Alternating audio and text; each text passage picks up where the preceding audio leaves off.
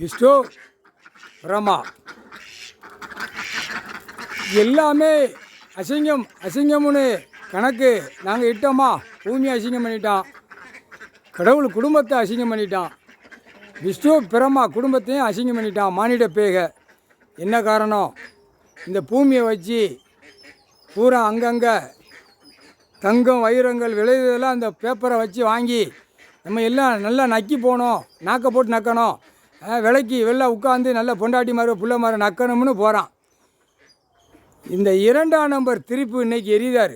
2ஆம் நம்பர் வியாபாரம் பார்க்கான்ல, அனைத்து எல்லாவனுக்குமே தெரியும். இது 2ஆம் நம்பர் வியாபாரம் தான். நம்ம பார்த்து ஓஹோ ஆகோ 2ஆம் நம்பர் வியாபாரம் பார்த்து திருப்பதியில் வந்து எனக்கு காணிக்கை செலுத்துவான். எனக்கு பலாயிரம் கோடி கிடைச்சா உனக்கு வந்து உனக்கு அங்கே திருப்பதியில் வந்து நான் செலுத்துவேம்மா. அங்கே பிரம்மா, அங்கே அவன் முக்காடு தொப்பி தாடி எனக்கு நல்லா ஜொலிக்கணும், நான் நல்லா முக்காடு போட்டு போனோம் அப்படின்னு அங்கே அவனை போய் பிரம்மாவை கணக்கு. விஷ்ணு பேசுகிறேன்டா, இப்போ 2 பேருமே பேசுதான்டா. கணக்கு கேட்டுக்கோடா. விஷ்ணு பிரம்மா நல்லா கேட்டுக்கோ. மாற்றி மாற்றி எங்கள் வாய்ஸ் வரும், எங்கள் கணக்கு வரும். இப்போ 7 ஜென்மத்துக்கு முன்னாடி நீதி அரசர் நீதிமான் உட்கார்ந்த கணக்கில் பிள்ளைகளோட தான் வருவார், பிள்ளைகளோட தான் போவார். குடும்பமாக போகும், குடும்பமாக தான் வருவார். ரதத்தில் வருவாரா? ரதம் கடவுள் உள்ள ரதம், குடும்பத்துக்குள்ள ரதம். நாங்கள் குதிரை வண்டியில் சாட்டில் போவோம். அந்த காலத்தில் குதிரை வண்டினா குதிரையில் நாங்கள் 2 பேருமே போவோம். அது பறக்கும் சக்தி, பறக்கும். அவர் ரதத்தில் வருவார். கடவுளுடைய குடும்பம். அதுக்கு தான் இந்த பேயை பூரா மானிட பேயை கொஞ்சம் கொஞ்சம் நல்லா பேச போய் கொஞ்சம் அப்படியே உட்காந்து ஒவ்வொரு வரமாக வாங்கிட்டான். தெரியாடா? மன்னராட்சியில் ஆண்டானா திருச்செந்தூர் டெல்லி, அதை நம்ம அங்கே பிடிக்கணும்னு அங்கே வரம் வாங்கிட்டான். அவன் அங்கே உட்காந்து, இவன் இங்கே உட்காந்து வரம் வாங்கிட்டான். 2 ஊடால உலக நாடு பூரா நெரிச்சு நாசம் பண்ணி விட்டான். புரியுதா? இது 7 ஜென்மத்துக்கு முன்னாடி. ஆங்கிலேயர் காலத்தில் அங்கேயும் அவனுங்களும் இவனோட சேர்ந்த கூட்டாளிகள். அது வந்து பிறப்பு வேறு மாதிரி போட்டார். அந்த பிறப்பு இறப்பு எல்லாமே இவனோட சேர்ந்து நச்சிட்டான். நச்சு நைய நெருங்க தடிட்டான். என்னடா இந்த 2 பேர்களுக்கு நம்ம இப்போ ஆசை எப்படி ஆசை? ஒவ்வொருத்தன் பல கோடி இடத்த எழுதி எவ்வளோ ஆசையில் போகிறான். அந்த காலத்தில் இடத்த பிடிக்கிறதுக்கு எப்படி சிவன் குடும்பத்தை நாசம் பண்ணணும், குடும்பத்தை கிளியர் பண்ணணும், சத்திய வாக்கு வாங்கணும்னு 2 பேர்களும் வாங்கி நாசம் பண்ணிட்டான். சிவன் குடும்பம் பிள்ளைகள் வாரிசு. அவர் எப்பயுமே ரதத்தில் தான் போவார், ரதத்தில் தான் வருவார். புரியுதா? ஆதிசக்தி, ஆதி பராசக்தி, பரமேஸ்வரன் பார்வதி, ஈஸ்வரன் பரமசிவன், முக்கால் சத்தியம். அவரை எல்லாமே அப்பே அவர் ஆடை அணிஞ்சிருப்பாரா? அது பட்டுப்பூச்சினா மானிடத்தில் அதை அந்த மரத்துகளில் பூமியில் படைச்சார் பட்டுப்பூச்சி. அந்த ஆடையைத்தான் கட்டியிருப்பார்.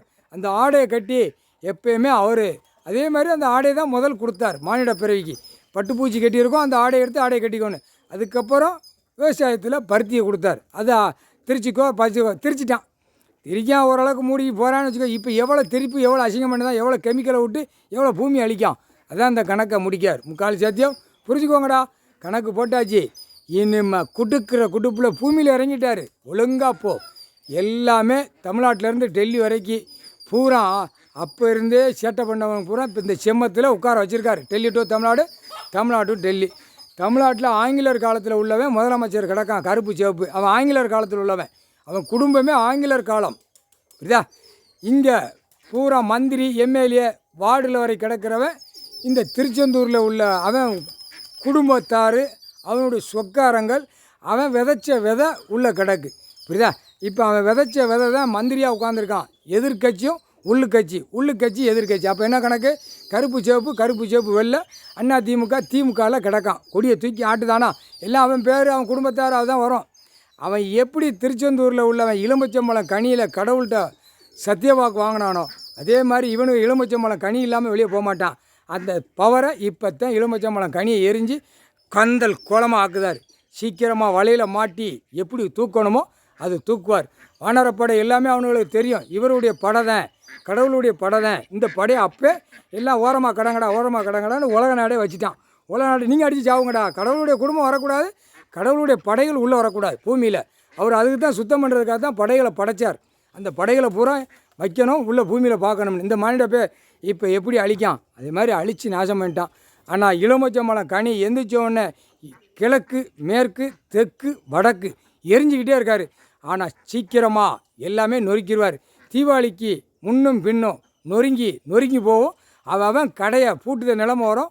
வட்டி கடை வார கடை கொடுக்குறவன் ரோட்டு காட்டில் சண்டை போட்டு பிறழுவான். அடிதடி வரும், ரத்த பூமியாக மாறும். பேங்குலேயும் அடிதடி வெட்டு குத்து வரும். இதான் வரும். அதான் ரத்த பூமின்ட்டார். அந்த பேப்பர் வச்சு விளாடுதான்ல, அந்த பேப்பர் மூலியமாக அடிப்பார்.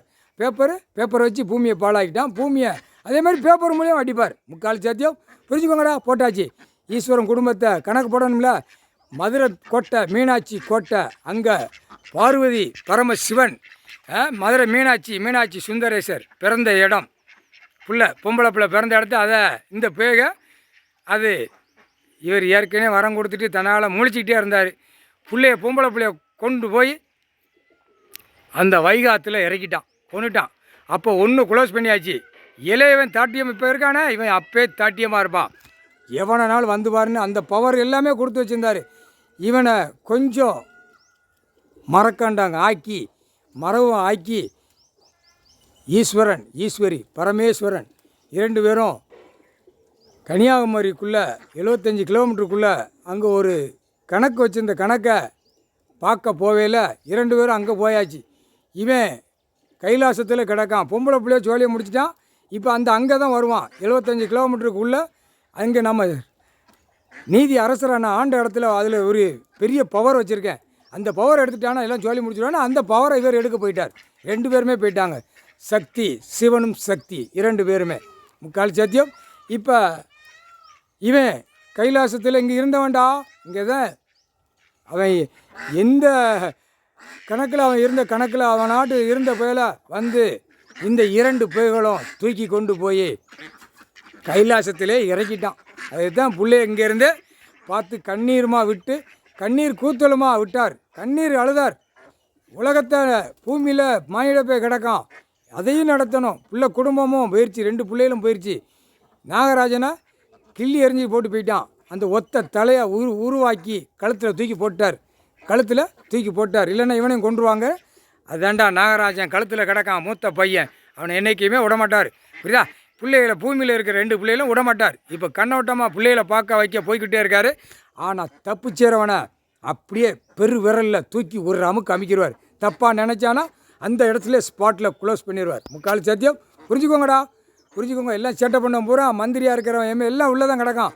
எல்லாம் தெரியும். குடும்பம் உட்காந்துட்டு அரசியல்வாதிக்கு தெரியும். கடவுளுடைய குடும்பம் உட்காந்துருச்சு. இதுதான் உண்மையான குடும்பம், நம்ம நாசம் பண்ணி வச்சுருக்கோம் அப்படின்னு தெரியும். தெரியாதில்ல.